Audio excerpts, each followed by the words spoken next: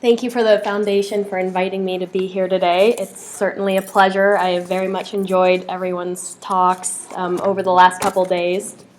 So I'm going to talk to you about really an effort that I was involved in really 3 years ago.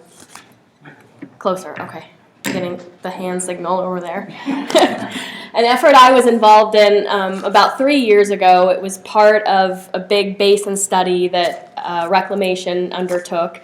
And in this study, we utilized scenario planning. So I'm really going to talk about how that was used and some of our experiences in going through that. So I'll start really with an overview of the Colorado River system. I know this is the third or fourth time you've heard this, but I can't help myself. And then I'll talk about really an overview of the study and then get more into the detailed part about scenario planning, why we used it, how we implemented it, and then the results that came out of it. So just a couple highlights on the Colorado River system. I may give you hopefully a few tidbits that you haven't heard before. So the Colorado River provides water to 7 U.S. states and the country of Mexico. It's divided in half, both politically and physically, at a point between Lake Powell and Lake Mead, Lee Ferry. It's divided into the upper basin and the lower basin. Total there is 16.5 million acre feet allocated to the upper and the lower basin and the country of Mexico. However, the upper basin hasn't quite developed into their full allocation, so our total use on the basin annually is more on the order of 13 million acre feet. However, we are over allocated because our average annual natural flow, so a measure of what the flow would be in the basin absent any human use or impacts, is about 16 million acre feet. Over 90% of that originates in the upper basin and then flows into the lower basin. So we really have kind of how we describe it is in the upper basin we have a supply-driven system, and in the lower basin we have a demand-driven system. So in the upper basin, it's not uncommon to experience shortages, hydrologic shortages. There is reservoir storage, but it's not the size of some of the big storage facilities in the lower basin. So it's common to experience shortages in the upper basin. In the lower basin, however, despite being in a historic drought, many times of supply being less than what the demand is, we've never had a shortage condition in the lower basin. So yes, those inflows are highly variable. I'm going to show a figure next that gives you an idea of that variability. We deal with that through the massive amount of reservoir storage we have on the system, so the ability to store 4 times the average natural inflow. And then the whole system is managed in accordance of what we call in the basin the law of the river. And really the foundational piece of the law of the river is the 1922 Colorado River Compact that divides the basins in two, allocates 7.5 to each. But that's constantly evolving. There's legislation, there's a treaty with Mexico, there's agreements, there's guidelines, there's other policies. I would say the latest installment to that law of the river was Minute 319 that we signed with Mexico at the end of 2012 that laid out how we would share shortages and surplus conditions with the country of Mexico. So this figure is showing you how historical supply and use, not demand, have varied in the basin over the last 100 years or so. So you can get a sense of we're dealing with a very variable supply. We've had some pretty big swings between highs and lows. Our lowest point in the last 100 years being 1977. And then followed by the highest high not too far after that in the 80s. You can see use is trending up. There have been plenty of occurrences where we have had our use surpassing our supply, but because of the amount of reservoir storage we have, we've been able to manage through that with virtually no reductions needed in the basin, except for some of those hydrologic shortages in the upper basin. And then really in the last 16 years or so, we say the current drought started in 2000. That's about when the reservoirs were full.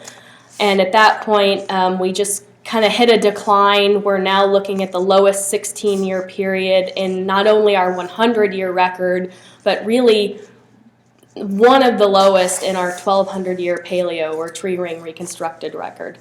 So it's a pretty historic drought. Luckily, we went into it with full reservoir storage because now we're looking at about 50% capacity. And so folks are very concerned about, should this drought continue? How much capacity? Do we have the capacity? Are we in a very vulnerable position to be able to weather through what hydrology may bring down the road? So really the point, now shifting to the scenario planning piece, really the point of the scenario planning, which is framed in this basin study, which I'll get to in a minute, but it's really to extend these curves forward. So to take use, translate it into demand, and take supply, look 50 years into the future, and see what the range of these two curves could be 50 years down the road. So as I was saying, this was all done through the Colorado River Basin Water Supply and Demand Study. We began this in 2010 and completed it in 2012, so it was a 3-year effort. It was conducted by Reclamation's upper and lower Colorado regions and done so in collaboration, cost shared with each of the 7 basin states that take Colorado River water. But it was also done in collaboration with a wide range of stakeholders throughout the basin. So we had conservation organizations, environmental organizations, recreation, Native American tribes that were very active and vocal as we went through the study.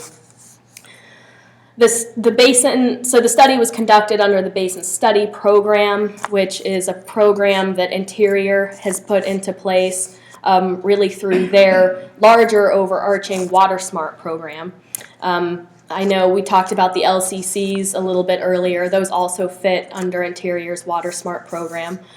And the idea of a basin study, all basin studies really have the same type of objectives. It's to look 50 years down the road, think about what future supply and demand might look like, assess the impacts of that supply and demand to your basin's resources, and then come up with different opportunities, options, and strategies to deal with those types of imbalances.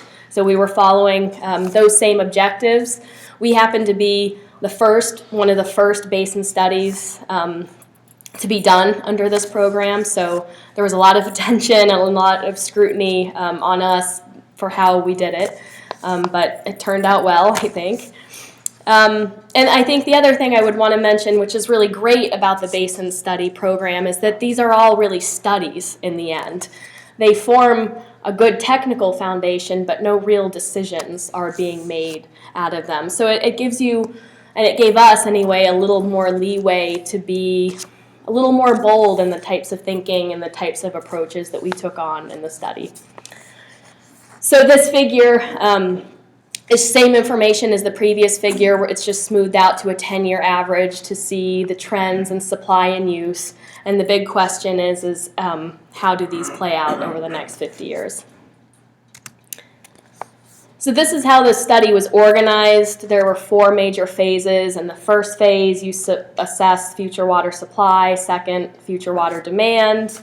In the third, you bring that together and you look at the system reliability analysis, we call it, but it's really how does the system perform?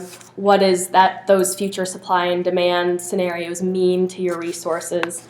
And then in phase 4, what are options and strategies to deal with some of those resource vulnerabilities that you found in phase 3. Really right here is where we developed and implemented the scenario planning piece, and it helped us formulate those future scenarios about supply and demand. So one thing, we used this a lot when we were doing the study to get people to really think broadly about the types of changes that could occur on this basin over the next 50 years by looking at the changes that we've already experienced in the past 50 years.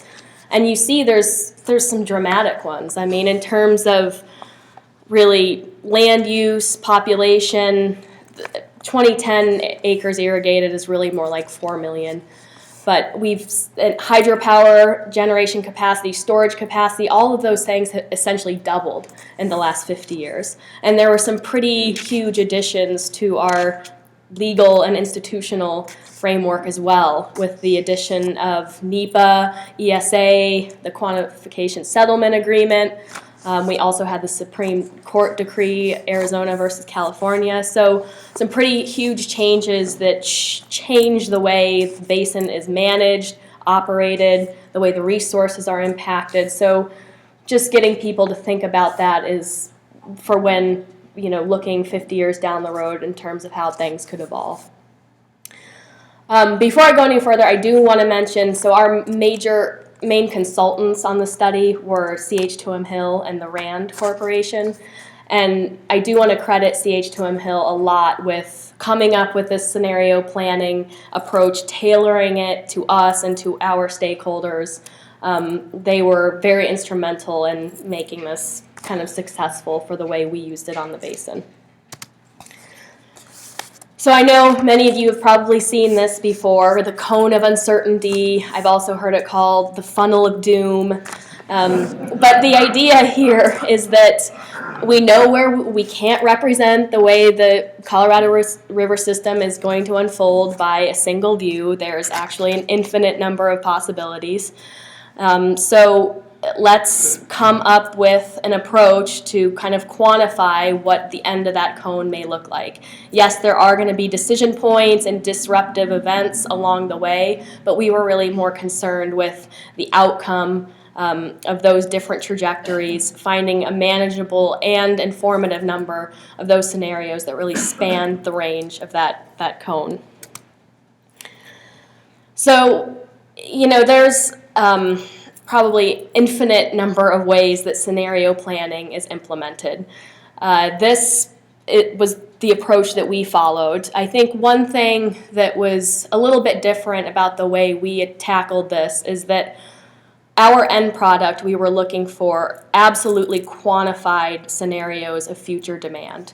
So I know scenario planning is used sometimes just for a discussion to kind of get people in this future mindset to think about the future possibilities.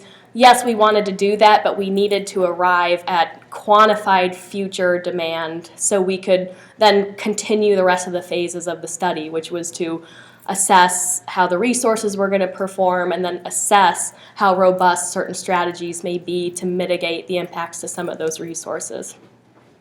So our first step, you got to frame the question. What is the scenario planning approach trying to get at? This was easy. We just took those objectives of the Basin Study, turned them into questions. So what is the reliability of the Colorado River system to meet the needs of the future resources? What are the options and strategies to mitigate the risks to those resources? The second question we handled in a different part of the study, but the first question,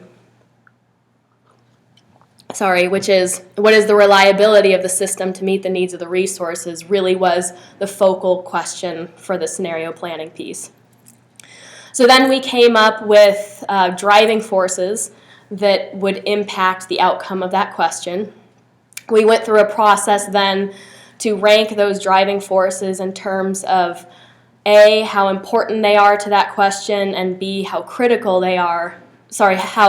important they are to that question and how uncertain they may be in terms of how they play out. And those became our critical uncertainties, or kind of like our key characters, the main characters, to develop the storylines. Once we had storylines, then we looked at what are the major parameters and how are those changing in those storylines, and then let's put numbers to those to get us really quantified scenarios in the end. And so I'll kind of take you through each one of these and show you the results, and hopefully I can remember some of the interesting discussions that came out of this while we were doing it.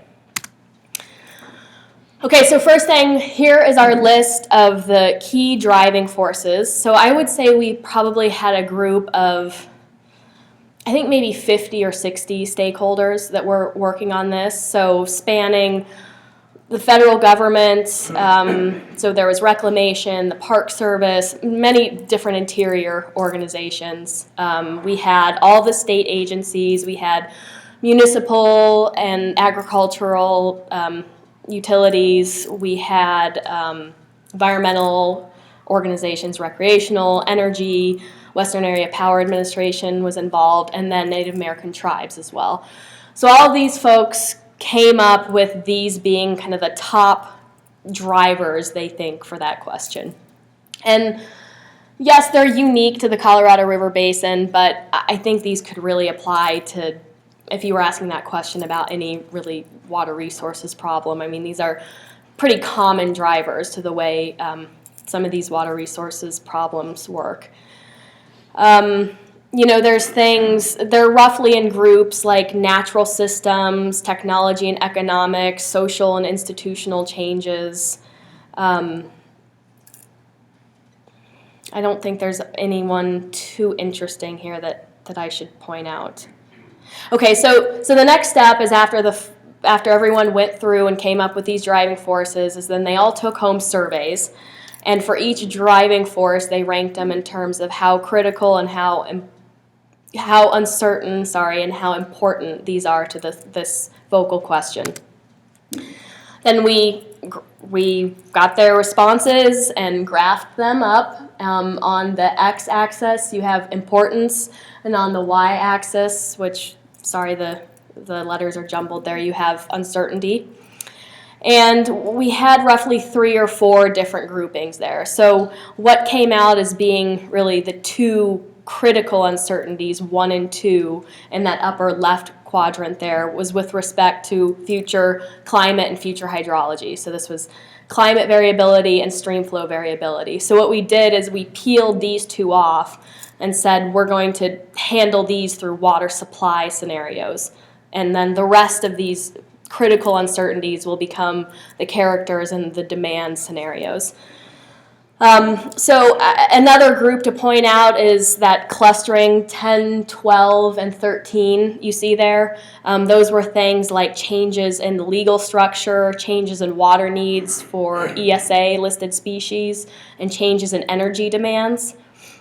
In the green, which are important but not very uncertain, or not as uncertain, were things like population. So yes, population is an important driver, but it's going to go up. I mean, that's the way it's been trending in the Colorado River Basin. We don't really see that that's going to trend downwards. So not as uncertain.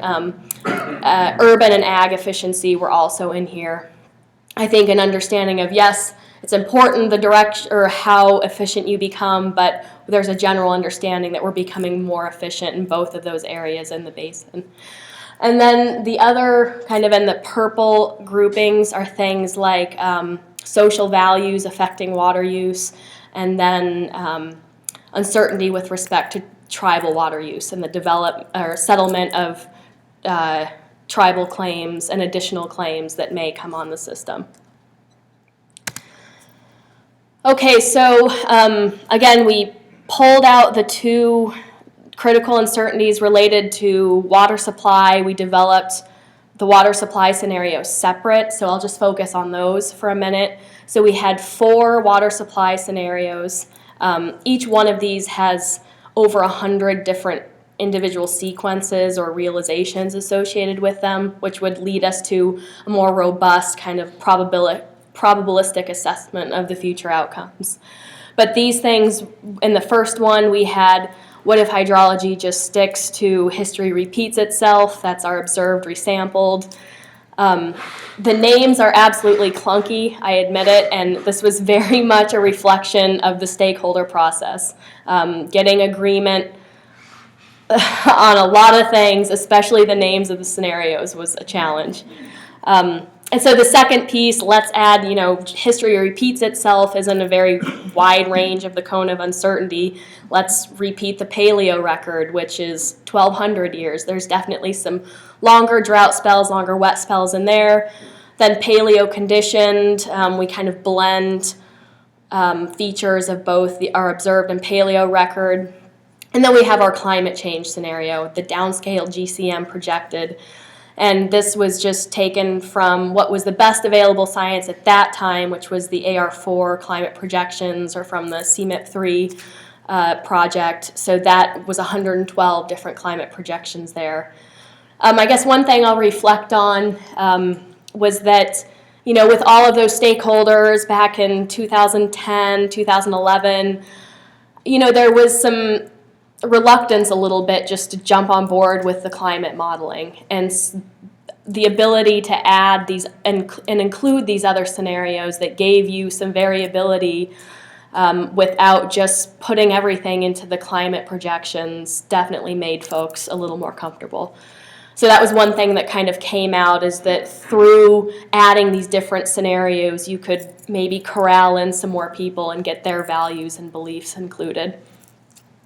So now focusing on the water demand piece, out of all of those different critical uncertainties, we came up with 6 different scenarios or scenario narratives. Current projected, that's kind of just current trends continue, your business as usual type growth. Then there was slow growth and rapid growth, so this was just built around population projections.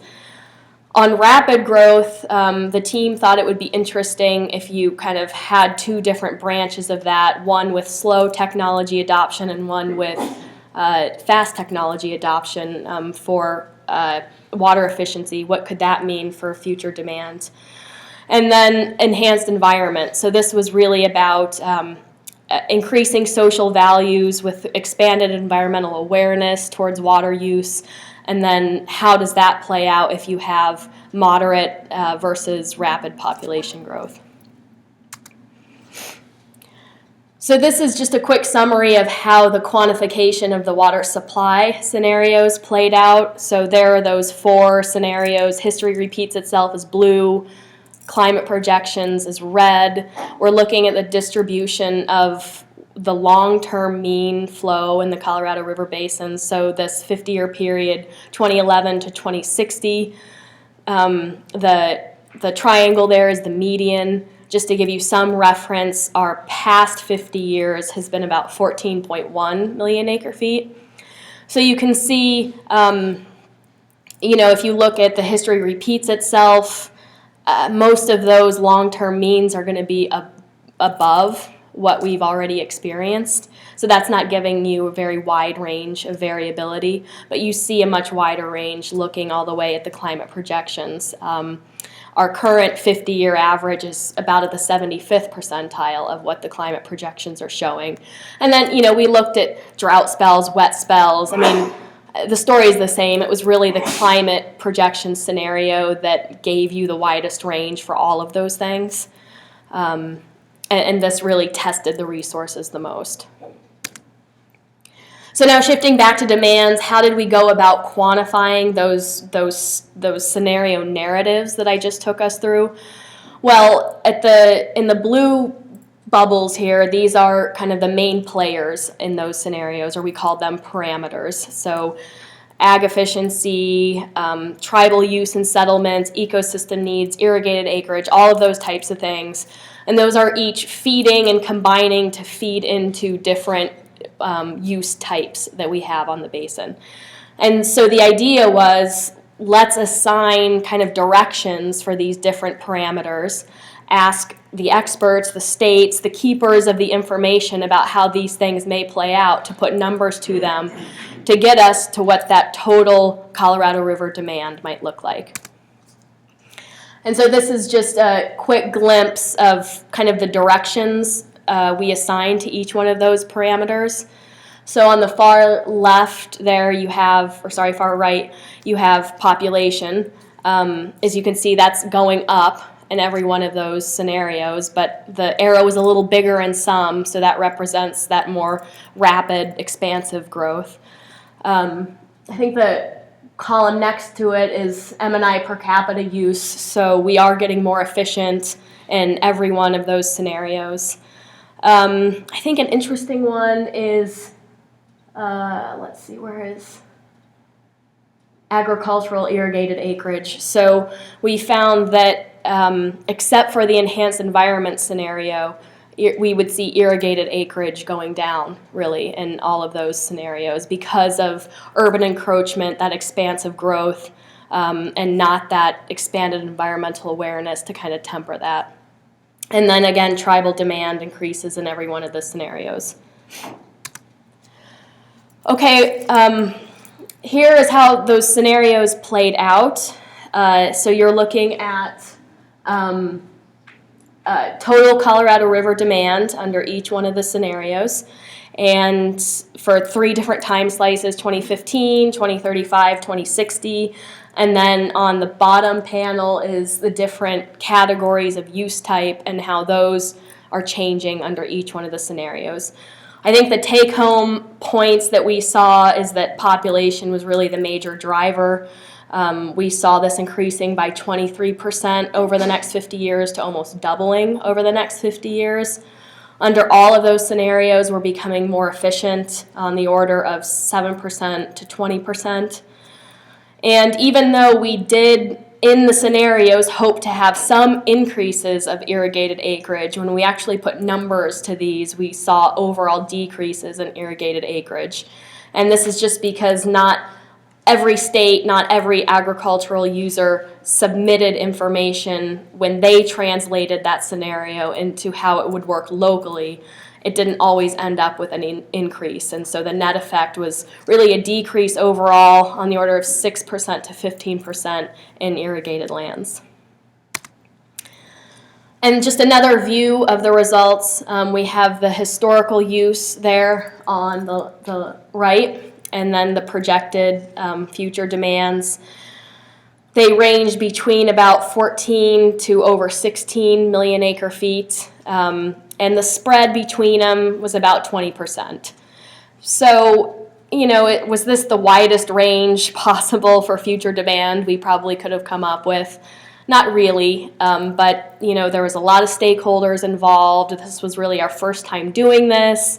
There were a lot of other benefits that came out of this that I'll talk about a little bit later. And I will say this was the first time we've ever looked at a demand scenario other than just one scenario, which is what the states provide. So a lot of other benefits, yes, it didn't have the widest range of outcomes, but it was still a good start. And couple that with the huge range in hydrology, and we got to a pretty robust assessment of those resources and future options. Here's another view of how it plays out. So now we've uncovered the other side of the figure. That the red there is all those future demand scenarios, and the blue is really that cloud of all of the different way the supply has played out. So and this is a number that came out of the study a lot, if you compare really what the median of those two different clouds of projections are, you get about a 3.2 million acre foot imbalance. What does that really mean? You need to understand how the system is impacted by that type of imbalance because of all of the reservoir storage that we have on the system. And that was really our next step, which is where I have one more summary slide after this, but I'll end it here. So really where we went on after that was to combine all of the different scenarios in a decision support system, really where we modeled how the Colorado River system would play out under, really it came out to be tens of thousands of different futures by the time you couple all of these. You do an indexing for demands for increased evaporation and evapotranspiration losses on the climate projections. And then we also have some variations in Colorado River operating policy once our current guidelines for Powell and Meade expire. So we're looking at tens of thousands of different scenarios. We use that to assess how vulnerable our resources are. This is really where we called in the RAND Corporation to kind of help us work through, visualize, and assess all of this information. And then we use that to look at different options and strategies and then retest all of this with those options and strategies in place see how much better the resources perform, and then start thinking about trade-offs in terms of resource performance versus environmental footprint versus the cost versus permitting requirements. This set the stage for that very robust type of discussion. So just to summarize, a couple thoughts to leave you with. We think scenario planning was very valuable in this effort because it really provided a venue for broad thinking about how the future could unfold. It helped us establish a wide range of future impacts for all of the resources the system is operated for, but it also helped us develop a robust set of portfolios or groups of options to mitigate and adapt to those risks. It was a very important venue for incorporating different stakeholder views and values. I think we have the example with some folks not being comfortable with the climate change projections, so we added in different scenarios so they could kind of hold on to their favorite scenario. I think we had a similar type of outcome with the environmental community wanting to bring in their enhanced environment type piece, and other study participants were comfortable with that as so long as their scenario stayed in. We also had an interesting dynamic with tribal water and this idea of quantifying in the future how big future claims may get. A very sensitive topic, but by building that into a driving force and then putting it into the scenario, it gave certain tribes the ability to kind of quantify that and work it into this study. Another benefit is that it led to a transparent process in how these demands are computed. I think before this, it was very much a black box. We would just be submitted 7 states, here's our demands now through the future, and don't ask questions, just go forward with this. In this setting, we had 50 stakeholders getting together, looking at all of the numbers that went behind those demand projections for how the system may be used. And then lastly, I'll just say this was a first step, so this wasn't perfect. It's constantly evolving, and the results are being updated. So we're looking to update the climate projection scenario with the latest climate projections that are on the street. The states are going through a process, the upper basin states are going through a process to update their current projected demands. And we're also utilizing this process in a study that we have going on with the 10 Tribes Partnership, or a group of 10 tribes throughout the Colorado River Basin. And we're working with them to understand how future tribal development may play out. And we're using scenario planning, taking this process, but then adjusting it to what their needs are for that as well. And with that, I'd just like to thank you.